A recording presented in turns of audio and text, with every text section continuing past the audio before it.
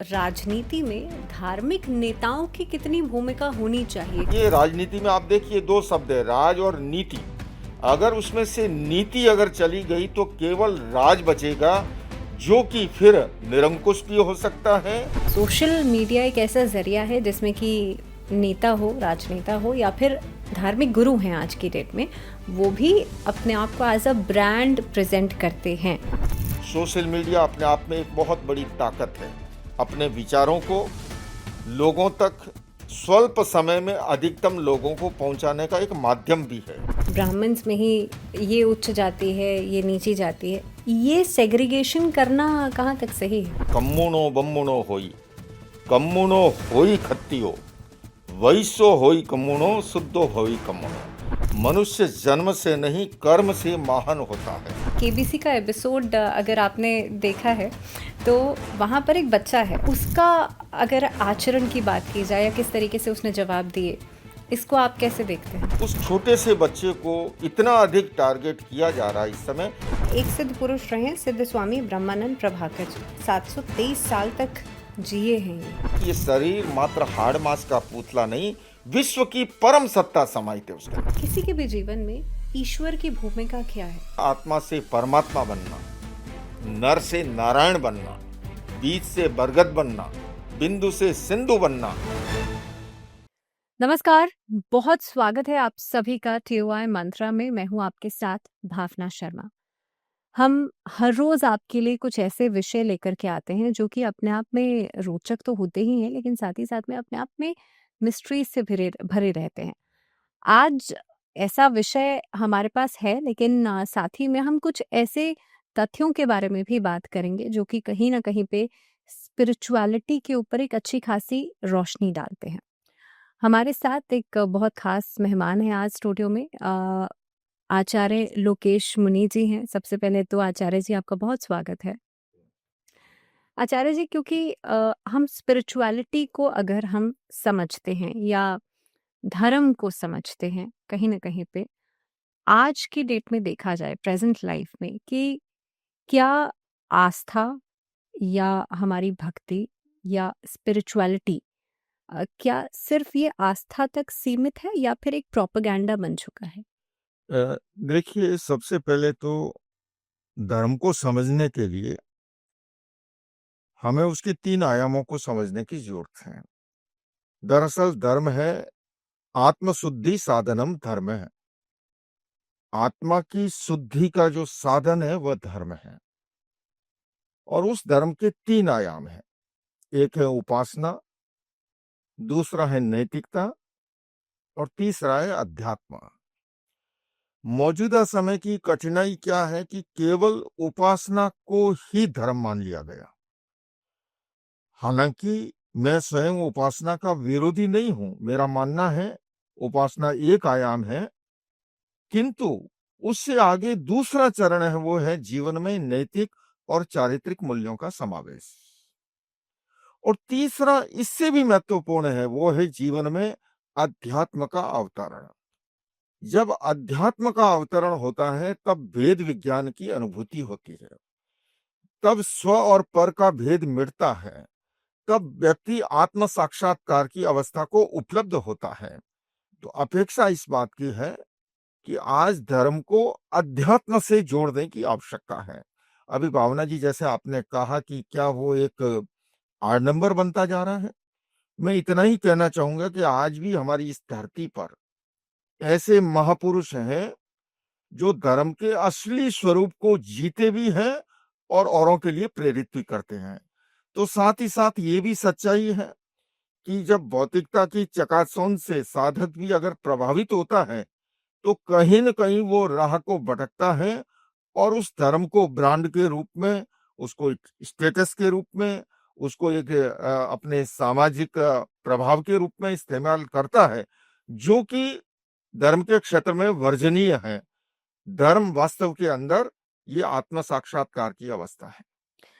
आपने कहा कि एक ब्रांड की तरह से इस्तेमाल करना कहीं ना कहीं पे गलत है। जी। ऐसे में लाइन जो है वो हम बात करेंगे कि कौन खींचेगा ये लाइन। लेकिन मैं उससे भी पहले, मेरा सवाल ये है कि राजनीति में धार्मिक नेताओं की कितनी भूमिका होनी चाहिए? क्योंकि अभी हाल-फिलहाल में अभी मुक्तेश्वरानंद जी जो हैं, वो गौ हत्या के ऊपर एक यात्रा चला रहे हैं, लंबे समय से। अभी बिहार में भी वो काफ़ी हद तक कई सारी यात्रा, पद यात्रा के रूप में गौ हत्या के अगेंस्ट में चल रही है। ऐसे में उन्होंने योगी आदित्यनाथ जी और पीएम नरेंद्र मोदी जी के ऊपर भी निशाना साधा। आपका क्या मानना है? राजनीति में धार्मिक नेताओं की भूमिका किस तरह से देखते हैं आप? देखिए, हमारी भारतीय संस्कृति में और हमारी भारत की प्राचीन परंपरा, इतिहास को अगर हम उठा करके देखें तो प्राचीन समय में भी राजा महाराजा धर्मगुरुओं के पास जाते थे, वो उनसे मार्गदर्शन प्राप्त करते थे। धर्माचार्यों का काम है कि वो राजनीति से परे रह करके, उससे विलग रहते हुए समाज कल्याण के लिए, समाज में नैतिक चारित्रिक मूल्यों के उन्नयन के लिए वो मार्गदर्शन करते थे। आज भी अगर किया जाता है तो अनुचित नहीं है। हालांकि मैं किसी व्यक्ति विशेष पर टिप्पणी नहीं करना चाहूंगा, पर इतना मैं अवश्य कहना चाहूंगा कि राजनीति भी धर्म से प्रभावित होनी चाहिए। राजनीति में आप देखिए, दो शब्द है, राज और नीति। अगर उसमें से नीति अगर चली गई तो केवल राज बचेगा, जो कि फिर निरंकुश भी हो सकता है और वो जो है अन्यान्य विकृतियां भी उत्पन्न हो सकती है। किंतु ये अवश्य चाहूंगा कि राजनीति में धर्म का समावेश नहीं होना चाहिए। ये दो अलग अलग धाराएं हैं। इन दो अलग अलग धाराओं को होते हुए भी राजनीति धर्म से प्रभावित होनी चाहिए, जिससे कि राजनीति सही दिशा में चले और वो लोक कल्याणकारी बनी रहे। आचार्य जी, यहाँ तो बात राजनीति की हो गई, लेकिन इससे हटकर जिससे कि पूरी आज के समय में देखा जाए तो पूरी दुनिया प्रभावित है, वो है सोशल मीडिया। जी। सोशल मीडिया एक ऐसा ज़रिया है जिसमें कि नेता हो, राजनेता हो या फिर धार्मिक गुरु हैं आज की डेट में, वो भी अपने आप को एज़ अ ब्रांड प्रेज़ेंट करते हैं। क्या सोशल मीडिया पे इस तरीके से अपने आप को दिखाना, क्या ये धर्म कहता है? देखिए, सोशल मीडिया एक टूल्स है अपने। अब सवाल ये है कि धर्म से हमारी विवेक की चेतना जागी कि नहीं। जैन धर्म के 24वें तीर्थंकर भगवान महावीर कहते हैं, विवेके धम्मम आइए। वो मार्गदर्शन करते हैं और वो कहते हैं कि विवेक की चेतना का जागरण ही धर्म है।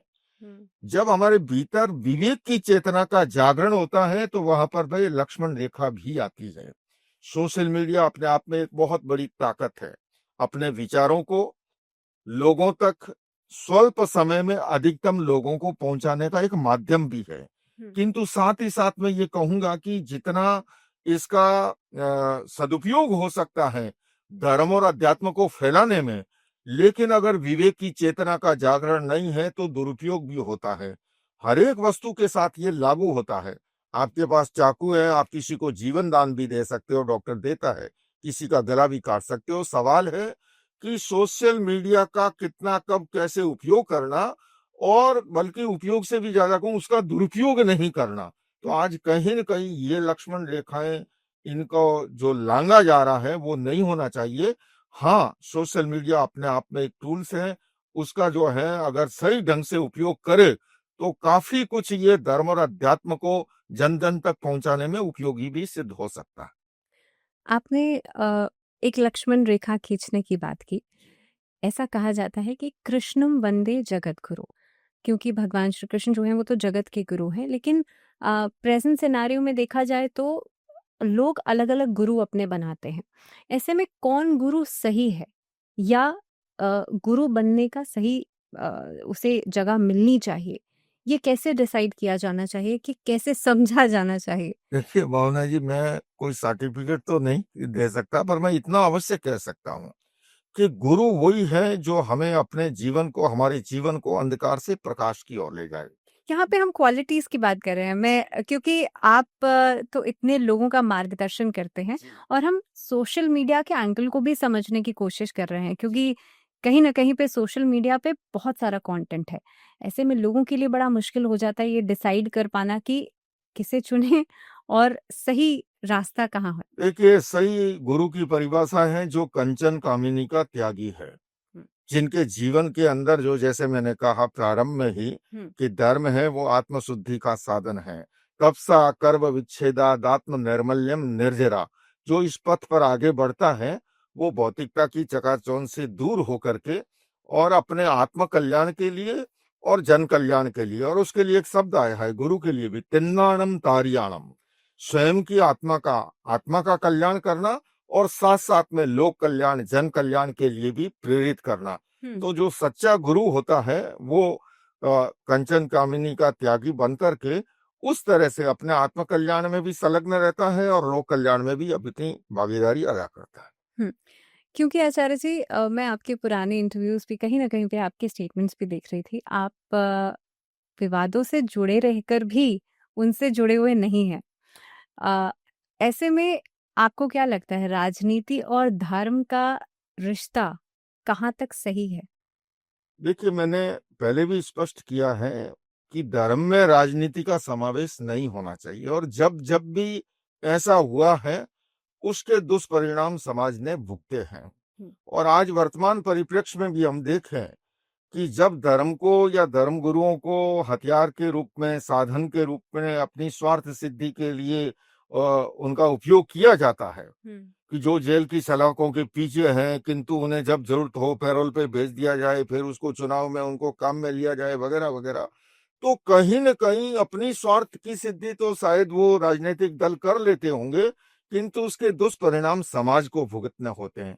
इसलिए राजनीति में धर्म के अंदर राजनीति का समावेश नहीं होना चाहिए। हाँ, राजनीति पर धर्म का अंकुश, अंकुश का मतलब उतना ही कि वो राजनीति लोक कल्याणकारी कामों की ओर अग्रसर रहे और समाजोन्मुखी रहे, और वो पथ से जो है भटके नहीं। ये मार्गदर्शन प्राचीन समय में भी राजा महाराजाओं का धर्माचार्य करते थे, और आज भी मैं समझता हूँ धर्म से प्रभावित राजनीति को होना चाहिए, तभी राज के अंदर नीति भी बची रहेगी, नहीं तो वो नीति वहीं विलीन हो जाएगी। अभी हाल-फिलहाल में कुछ यहाँ पे मैं किसी का नाम कोट नहीं करूँगी लेकिन हाँ, कुछ धर्माचार्य ने ही धर्म के विभाजन को लेकर के अलग-अलग टिप्पणी की, यानी कि अलग-अलग धर्म के लोग जो हैं और उसमें भी सेगमेंट्स हैं, मान लीजिए ब्राह्मण्स की ही हम बात कर रहे हैं, तो ब्राह्मण्स में ही ये उच्च जाति है, ये नीची जाति है। ये सेग्रीगेशन करना कहाँ तक सही है? देखिए भावना जी, मैं तो उस महापुरुष का मार्ग मैंने स्वीकार किया है जिन्होंने स्वयं ने जातिवाद के विरुद्ध आवाज बुलंद की थी। हुँ, और तीर्थंकर महावीर कहते हैं, कम्मुनो बम्मुनो होई, कम्मुनो होई खत्तियो, वैसो होई कम्मुनो, शुद्धो होई कम्मुनो। मनुष्य जन्म से नहीं कर्म से महान होता है। और वस्तुतः हम देखें, प्रातःकाल उठने के साथ हम सभी जो हैं अपनी शरीर की शुद्धि करते हैं, हम शुद्ध कर्म अपने हाथ से करते हैं। हम स्नान आदि करते, पूजा पाठ जो भी अपना इष्ट मंत्र है उसका स्मरण करते हैं, हम ब्राह्मण बनते हैं। हुँ, हम अपने शरीर के भरण पोषण के लिए कार्य करते हैं, हम वैश्य बनते हैं। हुँ, और हम अपने परिवार, समाज, राष्ट्र की सुरक्षा का दायित्व निभाते हैं, हम जो है क्षत्रिय बनते हैं। हुँ, तो वस्तुतः ये जातिवादी जुनून और सांप्रदायिक कट्टरता, ये हुँ, दोनों लोकतंत्र के दुश्मन हैं। और मैं समझता हूँ जब जब भी इनको हवा दी जाती है, इनको उभारा जाता है अपने स्वार्थ के लिए, खासकर राजनीतिक ये लोग अपने चुनाव के फायदे के लिए, लेकिन ये समाज के लिए घातक है, ये लोकतंत्र के लिए घातक है। और मनुष्य जन्म से नहीं कर्म से महान बनता है। उसका अगर कर्म श्रेष्ठ है तो ही वो श्रेष्ठ है। किस कुल में जन्म लिया और किस कुल में नहीं लिया उसकी नहीं, उसके वर्तमान के स्वयं के संस्कार कैसे हैं, उसका अपना आचरण कैसा है, उसका अपना जीवन कैसा है, हुँ, उसके आधार पर उसका मूल्यांकन होना चाहिए। हुँ। क्योंकि आचार्य जी आप कर्म की बात कर रहे हैं, आचरण की बात कर रहे हैं, तो हम इसी पर आगे मैं समझना चाहूँगी कि कर्म के आधार पर आज के अगर प्रेज़ेंट सिनेरियो की बात करें, जेन ज़ी का माइंडसेट अलग तरह से चलता है और मिलेनियल्स का माइंडसेट अलग तरह से चलता है। ऐसे में सही कर्म या सही आचरण कैसा होना चाहिए? क्योंकि आज के ज़माने से बहुत पहले कुछ ऐसे लोग भी रहे हैं, उनकी हम बात करेंगे जो कि सिद्ध पुरुष 100 सालों से भी कई ज़्यादा समय तक वो जिए हैं। ऐसे में आज के प्रेज़ेंट सिचुएशन को देखते हुए सही कर्म या सही आचरण कैसा होना चाहिए? देखिए आपने कहा कि कई ऐसे महापुरुष हुए हैं जो 100 वर्ष से अधिक जिए हैं। हुँ। मैं कहता हूँ भावना जी, आप भी 100 वर्ष से अधिक जी सकती हैं और ये हमारा शरीर मात्र हाड़ मांस का पुतला नहीं, इसके अंदर परम सत्ता समाहित है। हुँ। अभी हम मात्र 5% उसका उपयोग कर पाते हैं। अगर 7-8% कर लें तो सुपर मानव की कोटि में माने जाएंगे। ये इतना बड़ा खजाना है, इतना बड़ा रहस्य है, इसको अभी बहुत कुछ समझने की जरूरत है और ये कोई चमत्कार नहीं है। और आने वाले कालखंड में देखेंगे, मैंने अगर मैं अपने बचपन की बात करूं तो उस समय कोई 60 वर्ष का होता था तो यूं माना जाता अरे 60 वर्ष का हो गया। और आज जो है 70, 75, 80 वर्ष का भी आदमी जो स्वस्थ रह करके पूरा गतिशील रहता है, तो ये तो अभी कुछ भी नहीं है। मैं समझता हूँ कि शरीर की सारी शक्तियों को उजागर करे, उसको उपयोग करना सीखे, तो वो बहुत लंबे काल तक स्वस्थ रह सकता है। जहाँ तक आपने कहा माइंडसेट की बात, जिंजी की बात कही या मिलेनियम की बात कही, मैं तो इस संदर्भ में टाइम्स ऑफ इंडिया के माध्यम से कहना चाहूंगा अभिभावकों को।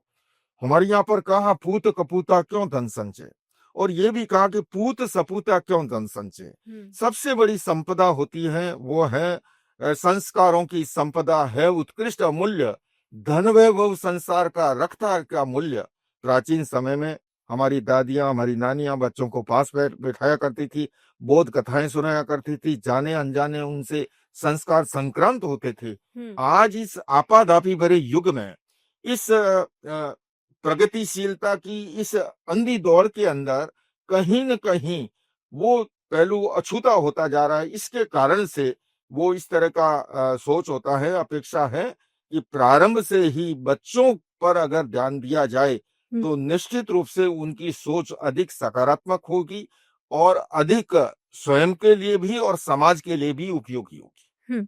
आपने बच्चों की बात की और ख़ास तौर पे जो पेरेंट्स हैं, अभिभावक हैं, उनको एक मैसेज दिया। ऐसे में अभी रीसेंट एक केबीसी का एपिसोड अगर आपने देखा है, तो वहाँ पर एक बच्चा है, बहुत ही अच्छे ख़ासे उसने जवाब दिए, इशित भट्ट नाम है उसका। उसका अगर आचरण की बात की जाए या किस तरीके से उसने जवाब दिए, इसको आप कैसे देखते हैं? अच्छा होता कि ये वाकया नहीं होता, लेकिन उससे भी और अधिक अच्छा होता, मेरी दृष्टि में इस एपिसोड को रोक दिया जाता या एडिटिंग की जाती। हुँ। उस छोटे से बच्चे को इतना अधिक टारगेट किया जा रहा है इस समय। मैं उस बच्चे ने जो किया हुँ। उसकी वकालत नहीं कर रहा हूँ, हुँ। लेकिन उस बाल मन ने जो कुछ भी किया, प्रौढ़ मन जो है उसको माफ कर देते और या फिर उसको एपिसोड को रोक लेते। उस तरह से सोशल मीडिया पर जो हो रहा है, पता नहीं उस बच्चे पे अभी क्या गुजर रही होगी, या वो अपने सहपाठियों के साथ स्कूल में जाता होगा, हुँ। कैसा महसूस करता होगा, मैं हुँ। तो दूर बैठे ही कल्पना कर सकता हूँ। हाँ, उस जगह मैं होता, तो निश्चित रूप से मैं उसी समय उसमें बदलाव कर देता, हुँ। ये समाज के सामने ही नहीं लाता। हुँ। लेकिन ऐसे में अमिताभ बच्चन जी ने तो बहुत ही अच्छे तरीके से, बहुत ही ग्रेसफुली इस चीज़ को सँभाला। हाँ, तो हुँ। अच्छी बात है, ग्रेसफुल सँभाला तो वो तभी तो महान कलाकार कहलाते हैं ना वो। हुँ। सदी का महान नायक कोई यूँ ही थोड़ी कहलाता है, महान बनना, बड़ा बनना बड़ा कठिन होता है भावना जी। जी। हाँ, पहले थे मर्द फिर नार काए, कर गंगा में स्नान पाप सब धोए बहाए, कर शीला से युद्ध गाऊ बरछी के खाए, और कूद पड़े दरियाव तब हम बड़े कहलाए। अमिताभ बच्चन जी जो बड़े कहलाते हैं, बड़े कलाकार हैं, वो इसीलिए है ना। मूंग और मोठ पुरलिंग शब्द है। वो कहता है पहले थे हम मर्द फिर दाल कहलाए। जब बड़ा बनाती है हमारी बहनें तो उसको दाल बनती है, स्त्रीलिंग हो गई। हुँ। उसके बाद पानी में भिगोती है, कर गंगा में स्नान पाप सब धोए बहाए, छिलके उतारे जाते हैं। फिर उस दाल को पीसा जाता है, हुँ। कर शीला से युद्ध गाँव बरछी के खाए, और फिर खोलते हुए तेल में डाला जाता है, हुँ। और फिर भी उसको कुर्सी मार के देखा जाता है कि बड़ा पका के नहीं, तब हम बड़े कहलाए।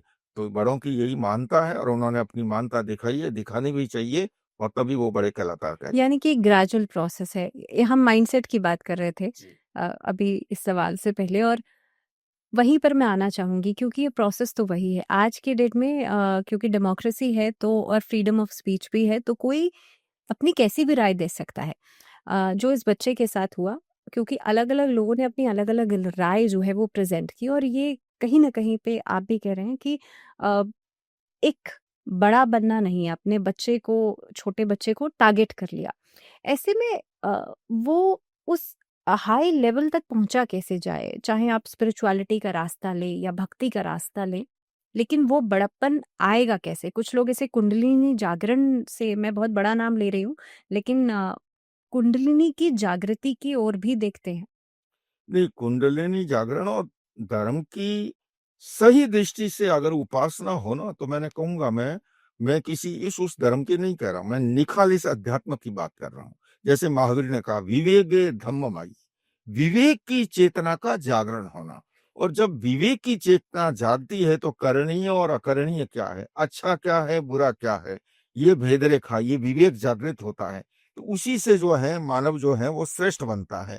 तो माता-पिता को भी मैं जो समय बच्चों को देने का इशारा कर रहा था, वो भी इसीलिए कि प्रारंभ से ही वो जो कालखंड होता है जीवन का, उस समय जो संस्कार दिए जाते हैं, वो ताउम्र काम करते हैं, जीवन भर काम करते हैं। हुँ, तो उनके भीतर विवेक की चेतना को जगा देना कि हमारे लिए अच्छा क्या है, बुरा क्या है, फिर वो स्वतः करने लगता है। हम प्रारंभ में समय नहीं लगाते हैं, उपेक्षित करते हैं, उनके प्रश्नों का जवाब नहीं देते हैं, हम अधिक बिजी होते हैं तो उसको टालने के लिए उसको मोबाइल पकड़ा लेते हैं, हुँ, उस खेल में उलझा देते हैं, तो कहीं न कहीं विवेक की चेतना के जागरण का जो होना चाहिए, वो नहीं हो पाता है। हुँ, अपेक्षा इस बात की है कि हम अपने भीतर के विवेक को जगाएँ, रीज़निंग माइंड को जगाएँ। यही तो पशु और मनुष्य में अंतर क्या है? वरना तो पशु मनुष्य से अधिक शक्तिशाली है, पर मनुष्य को एक विकसित मस्तिष्क भी मिला है और हुँ। सक्षम नर्वस सिस्टम भी मिला है। तो ये विवेक की चेतना जब जागती है, तभी मनुष्यता या धार्मिकता, आध्यात्मिकता प्रकट होती हम यहाँ पर लंबे समय तक जीने की बात कर रहे थे या सिद्ध पुरुष की बात कर रहे थे। एक सिद्ध पुरुष रहे हैं सिद्ध स्वामी ब्रह्मानंद प्रभाकर जी। है। कौन थे सबसे पहले? 723 साल तक जिए हैं ये। जी। कैसे हम इसको जस्टिफ़ाई कर सकते हैं? नहीं, जस्टिफाई देखिए कुछ ऐसा होता है कि हमें लगता है कि ये कैसे जस्टिफाई हो सकता है। हुँ, लेकिन 2 अलग दुनियाएँ हैं। एक है इंद्रिय जगत की दुनिया, हुँ, दूसरी अतीन्द्रिय जगत की दुनिया। एक है देहलक्षी दुनिया और दूसरी है चेतना-लक्षी दुनिया। जब चेतना में व्यक्ति प्रवेश करता है और उस समय जो कुछ प्रकट होता है हमें चमत्कार सा लगता है।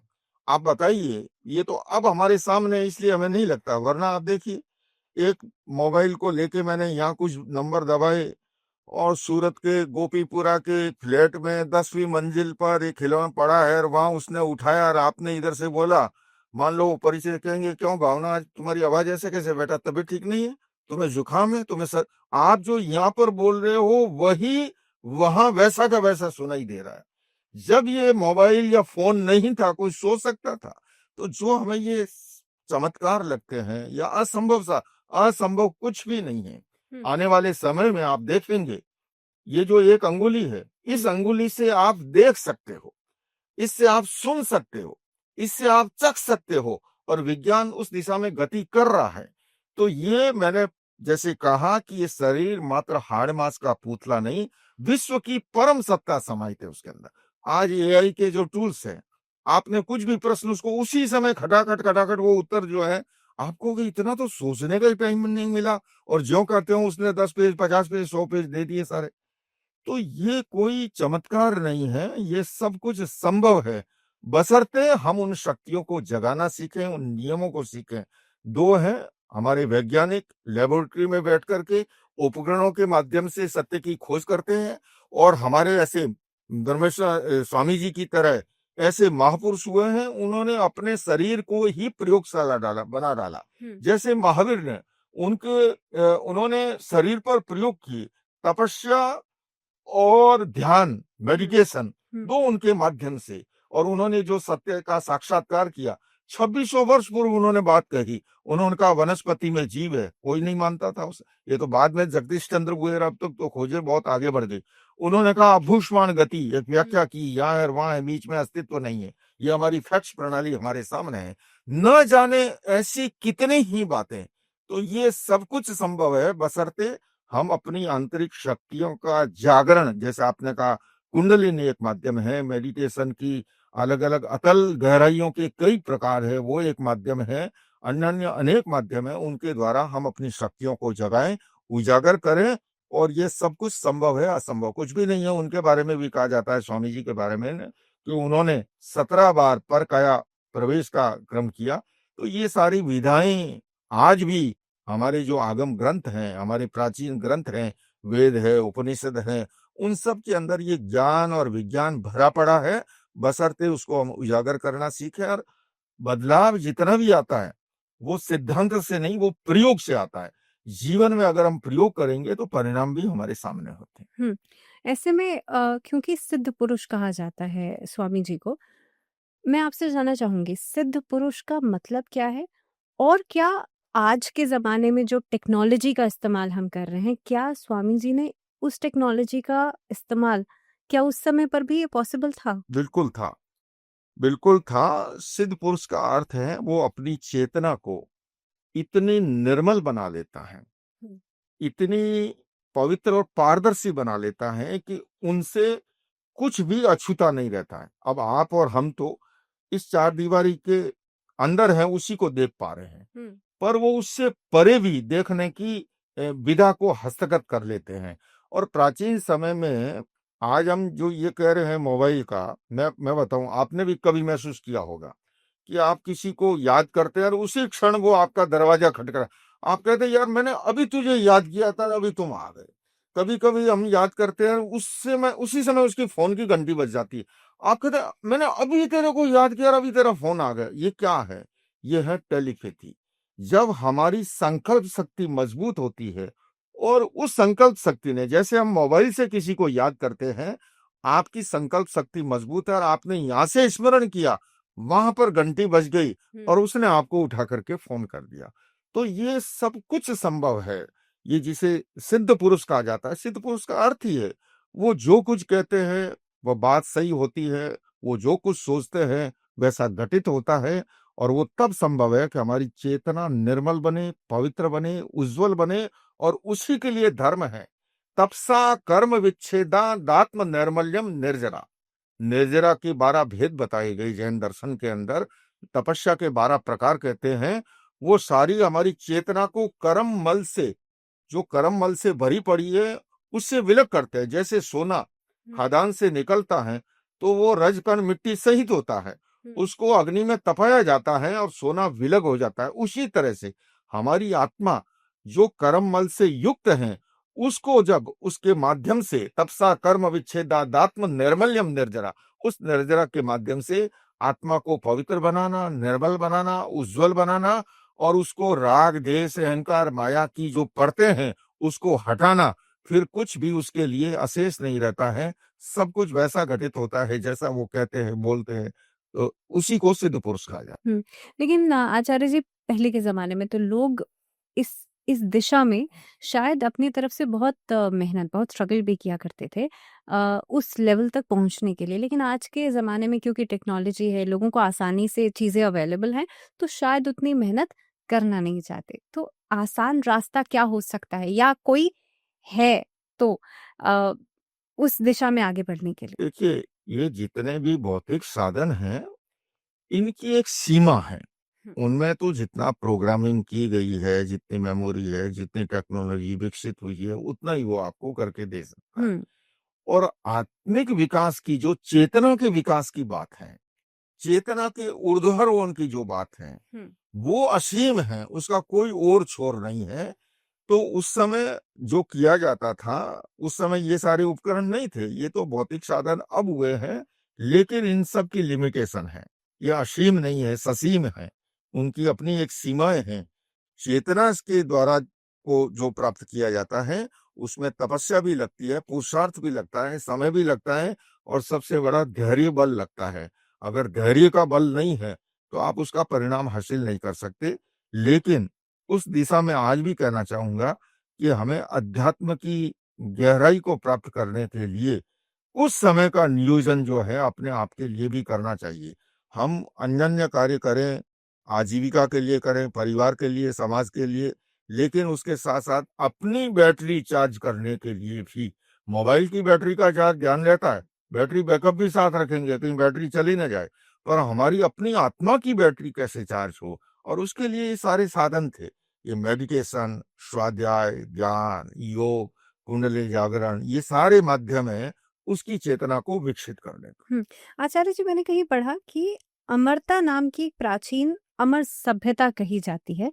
अ, उसके बारे में मैं आपसे जानना चाहूँगी, क्या वाक़ई में ऐसी कोई सभ्यता थी?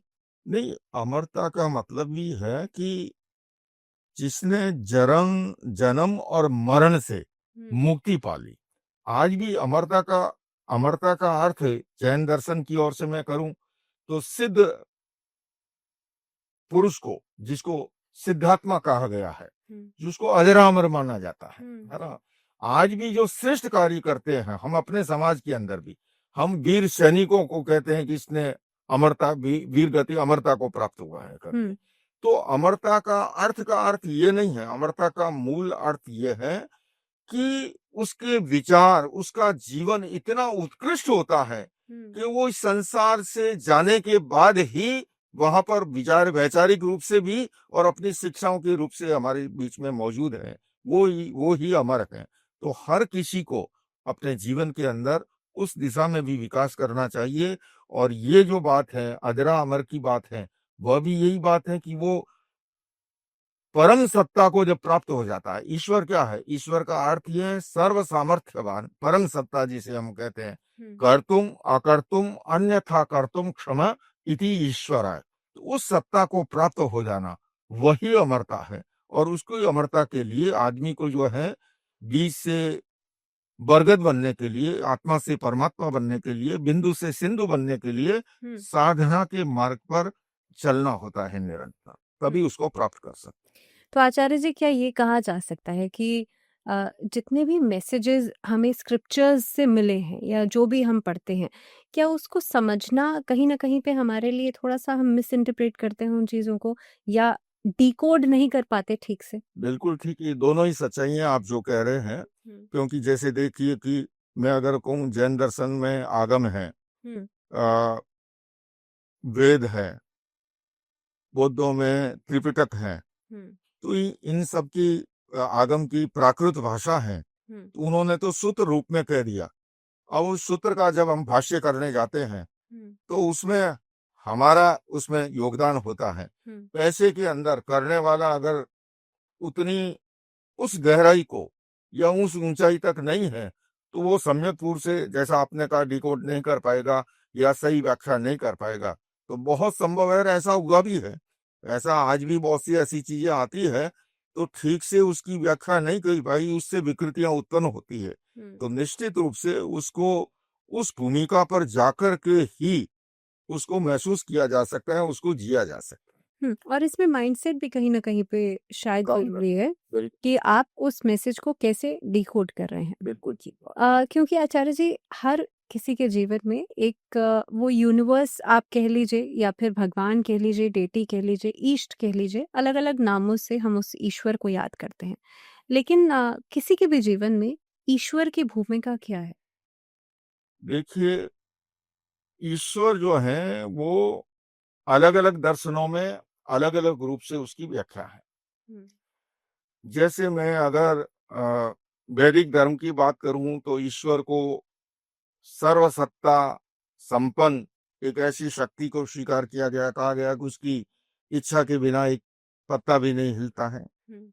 अगर मैं जैन दर्शन की बात करूं तो जहां पर कहा गया है कि हर आत्मा जब वो पूरी तरह से कर्म बल से मुक्त हो जाती है और संसार के परिभ्रमण से मुक्त होकर के सिद्ध अवस्था को प्राप्त करती है, वही परमात्मा है, वही ईश्वर है, वही प्रभु है, वही सामर्थ्यवान है। हुँ। मूल ईश्वर जो है वो उसको साक्षात्कार करना या उस ईश्वरत्व को, उस परम सत्ता के अनुरूप स्वयं को बनाना, उसी को मैं कहूंगा आत्मा से परमात्मा बनना, नर से नारायण बनना, हुँ। बीज से बरगद बनना, बिंदु से सिंधु बनना।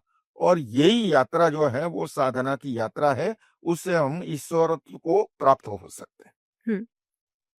कहीं न कहीं पे आचार्य जी, क्योंकि ऐसा कहा जाता है या लोग ऐसा मानते भी हैं कि अगर आप भगवान की पूजा रोज़ कर रहे हैं, एक नियम आप धारण कर रहे हैं, ऐसे में कभी अगर वो नियम स्किप हो जाए, तो मन में आपकी गिल्टी आती है और यही एक नेगेटिविटी का रूप ले लेती है। ये कितना ठीक है कि अगर हम भगवान की पूजा किसी दिन नहीं भी कर रहे हैं या जिस भी ईश्वर में आप मानते हैं, क्या ये नेगेटिविटी आना ठीक है? क्योंकि भगवान तो कभी हमसे आके नहीं कहते ना नहीं, कि नेगेटिविटी आना कतई ठीक नहीं है। और मैं ये कहूँगा कि पूजा का भी असली अर्थ तो है प्रभु बनकर के ही हम प्रभु की पूजा कर सकते हैं। पूजा हमारे यहाँ पर समाज में नैतिक नियम बने रहे, उसके लिए ये सारी इसका मापदंड ये तैयार किया गया। मूल तो स्वयं प्रभु बनना, उनकी तरह बनना, उनके अ, सामने जाकर के उनके गुणों का स्मरण करना, उन्होंने इस अवस्था को कैसे प्राप्त किया, उस मार्ग पर कैसे चले। और सही बात तो ये है कि ईश्वर ने जो कहा है, सर्व सामर्थ्यवानों ने, उस मार्ग पर चलना वो सबसे बड़ी पूजा है।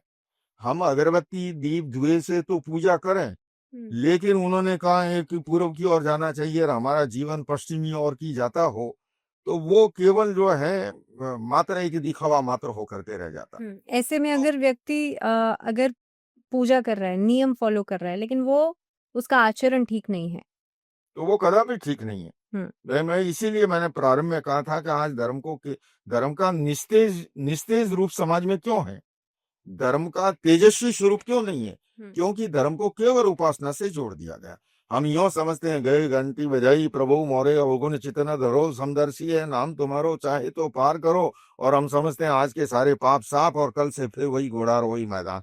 मुनि महाराज के गए चरण स्पर्श किए या उपासना उपयोगी है, किंतु भावना जी मैं फिर जोर देकर के कह रहा हूं, आचरण शून्य उपासना का महत्व सुगंधित शव से अधिक नहीं हो सकता। शरीर से प्राण ही निकल जाए, वाइटल एनर्जी ही नहीं है, फिर भले ही आप 1 लाख रुपए का इंजेक्शन क्यों ना लगाए, वो काम नहीं करेगा।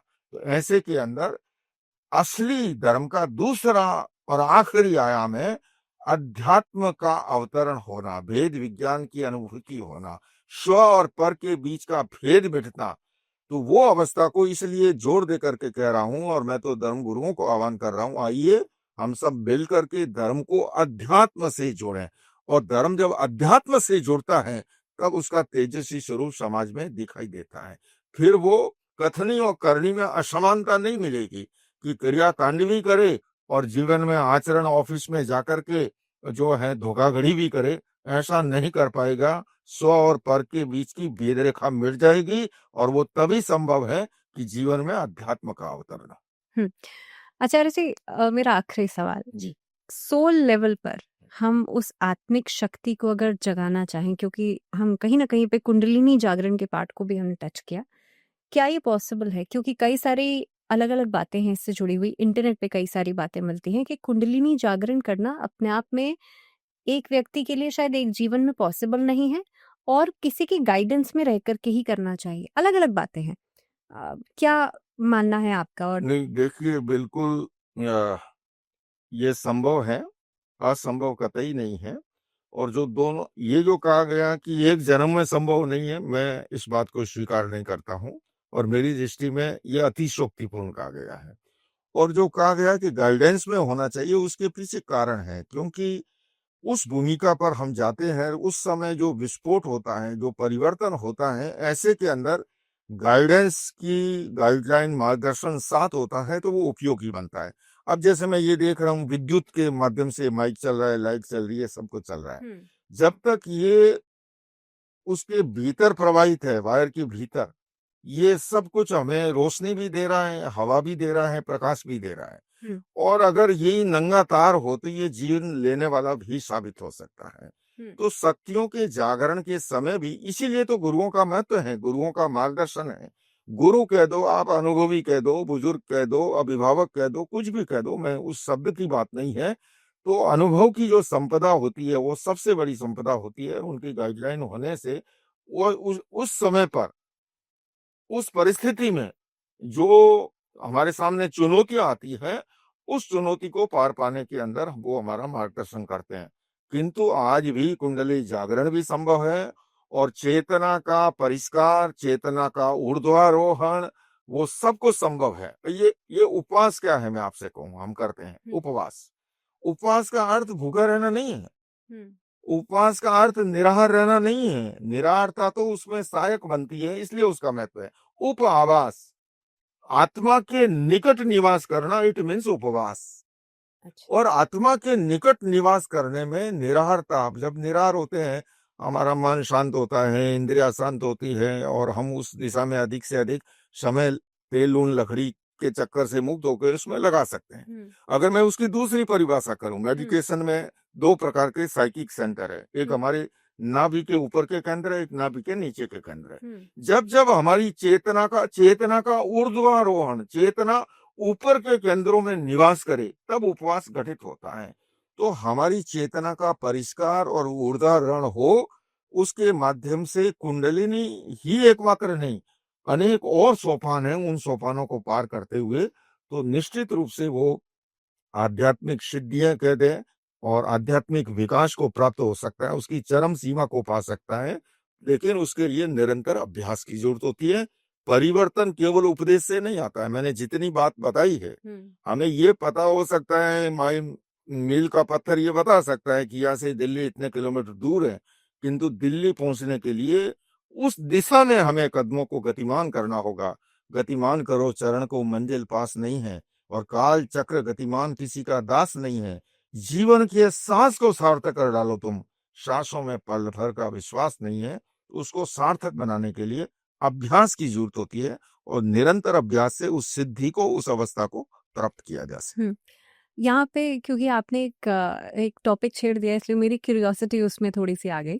तो मेरा आखिरी सवाल ये रहेगा कि उपवास की आपने बात की, और ऐसा मैंने कहीं पढ़ा है कि जब भी आप अपनी चेतना शक्ति को ऊपर की तरफ लेकर के जाते हैं, तो सबसे पहला कदम उसमें ये होता है कि आपकी आसक्ति जो फूड जो हम लेते हैं, यानी कि आहार, उसमें से हट जाती है।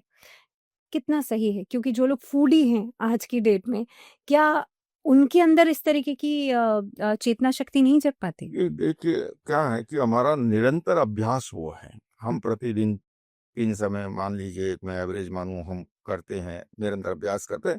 और ये केवल एक उपवास के संदर्भ में नहीं, आप कोई भी नया प्रयोग करने जाओगे तो भीतर से हमारी वो जो रोजाना की आदत है और उसके कारण से प्रतिक्रियाएं भी उत्पन्न होती है। जैसे आप मेडिटेशन में बैठे, तो जो है, जो ख्याल कभी नहीं आते हैं वो सब उस समय आने लगते हैं। तो लोग तो देखते हैं, यार ये तो उससे तो पहले वाला ही मामला ज्यादा ठीक था। तो ये सब स्वाभाविक प्रतिक्रियाएं हैं।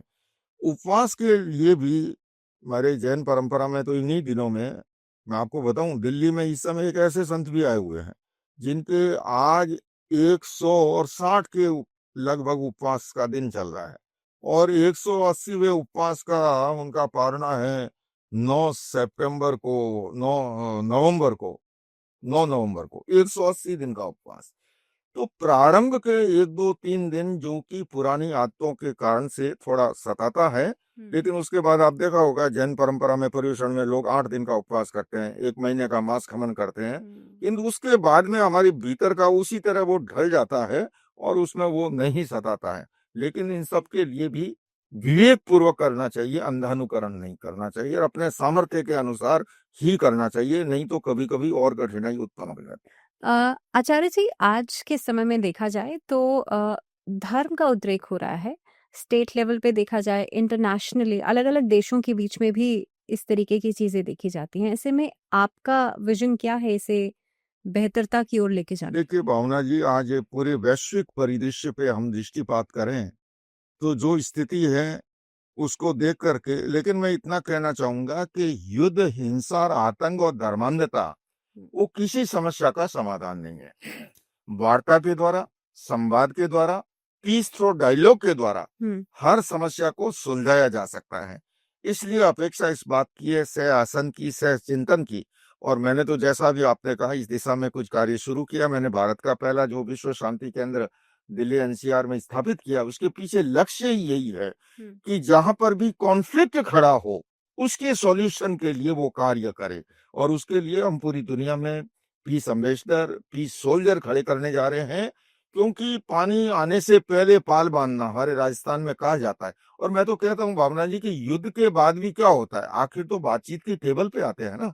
तो भला बर्बादी के बाद हम बातचीत की टेबल पे आते हैं। आज आप देख रहे हो यूक्रेन और रशिया का युद्ध इतने समय से चल रहा है, पूरे विश्व की इकोनॉमी प्रभावित हो रही है, मासूम बच्चे मारे जा रहे हैं, बेनहाया समय में विधवा हो रही है। और आखिर जब बातचीत की टेबल पे आना है तो भला बातचीत की टेबल पे पहले क्यों नहीं आ सकते। और मेरा ये मानना है कि ऐसा कोई समस्या नहीं हो सकती जिसका संवाद के द्वारा समाधान न निकले। और मैंने अपने छोटे से जीवन में कई प्रयोग किए। जिस समय सच्चा सौदा डेरा और सिख कम्युनिटी के बीच में सन 2007 में बहुत बड़ा विवाद हुआ था, उस विवाद को मैंने अनेकांत वैदिक शैली के अंदर सुलझाया था। इंडियन पार्लियामेंट 2 सप्ताह से खप रही 94 में, उसका समाधान जो है बहुत लोगों ने प्रयास किए, लेकिन समाधान नहीं निकला। अंततः उसी अनेकांतवादी शैली के माध्यम से उस गतिरोध को समाप्त करवाया गया। तो ऐसा, लेकिन पूरी जीवटता के साथ, निष्पक्षता के साथ कार्य किया जाए। और इसीलिए विश्व शांति केंद्र को स्थापित किया है कि कहीं भी कॉन्फ्लिक्ट खड़ा हो उसके निवारण के लिए हम जो है प्लेटफॉर्म उपलब्ध करा सकें। तो संवाद के द्वारा हर समस्या को सुलझाया जा सकता है। और इसलिए अंतर धार्मिक संवाद की बहुत जरूरत है। ये जितने भी फसाद हो रहे हैं, धार्मिक उन्माद कार्य हो रहे हैं, ऐसे के अंदर अंतर धार्मिक संवाद से आसन से चिंतन और उसी से समस्या का समाधान निकल सकता है। बहुत-बहुत धन्यवाद आचार्य जी, क्योंकि मुझे लगता है ये कॉन्वर्सेशन इतनी प्रोडक्टिव थी कि बहुत कुछ आपसे सीखने को मिला एंड आई एम श्योर ये कि तो टाइम्स ऑफ इंडिया की विशेषता है, भावना जी की अपना अध्ययन अध्यापन की विशेषता है, इसलिए इतना अच्छा हो गया। आइए फिर हम कभी मिलेंगे। बहुत बहुत थैंक यू। धन्यवाद आपका। Thank you. तो आज के हमारे इस पॉडकास्ट में फिलहाल इतना ही, लेकिन आप लोग जुड़े रहिए टाइम्स मंत्रा के साथ। Please like, share, subscribe and comment also. आप अपनी जो सजेशंस है वो आप हमें कमेंट बॉक्स में बता सकते हैं कि हम और कौन से टॉपिक्स आप चाहते हैं कि हम आपके लिए लेकर के आए। फिलहाल के लिए दीजिए इजाज़त। नमस्कार।